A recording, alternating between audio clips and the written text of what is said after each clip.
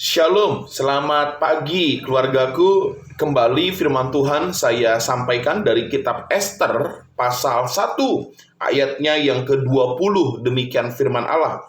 Bila keputusan yang diambil raja kedengaran di seluruh kerajaannya, alangkah besarnya kerajaan itu. Maka semua perempuan akan memberi hormat kepada suami mereka, daripada orang besar sampai kepada orang kecil.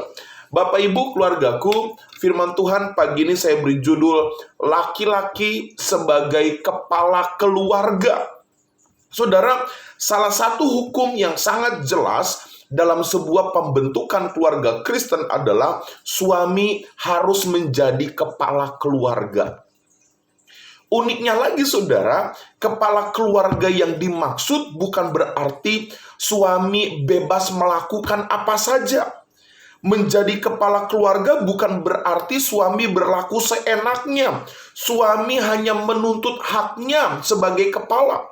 Tetapi kepala keluarga itu bicara mengenai fungsi suami yang tidak hanya menuntut hak tetapi melakukan tanggung jawabnya. Bapak Ibu keluargaku, dalam sebuah proses fermentasi, pembusukan itu selalu dimulai dari kepala, saudara.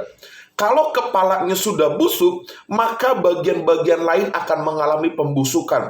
Jika diaplikasikan dalam sebuah keluarga, jika kepala keluarganya busuk, maka bawahnya pun akan mengalami pembusukan-pembusukan. Tetapi kalau kepalanya segar, fresh, maka bawahnya pun akan segar dan fresh. Karena itu saudara, kebahagiaan keluarga ditentukan dari peran seorang suami menjadi kepala keluarga yang berkenan kepada Tuhan. Bapak Ibu keluargaku, di Ester 1 ayat 20 dikatakan bahwa ketika raja mengambil keputusan, maka akan berdampak besar dalam kerajaan itu. Apa keputusannya? Semua perempuan akan memberi hormat kepada suami mereka. Kenapa saudara? Karena ada peran kepala keluarga yang benar, yang takut akan Tuhan. Bapak Ibu keluargaku, pagi ini kita akan belajar bagaimana seorang laki-laki menjadi kepala keluarga yang takut akan Tuhan. Yang pertama saudara, suami harus dekat Tuhan. Suami tidak hanya bicara mengenai kepala keluarga, tetapi suami bicara mengenai imam.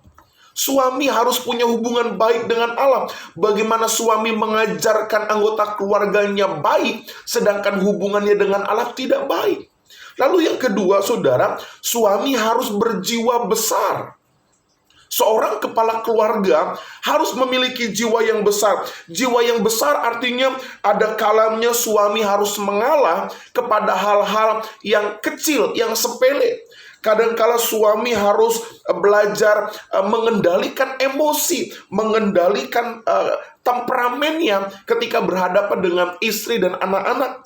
Lalu yang ketiga saudara, suami sebagai kepala keluarga harus mencintai istri dan keluarganya dengan tulus.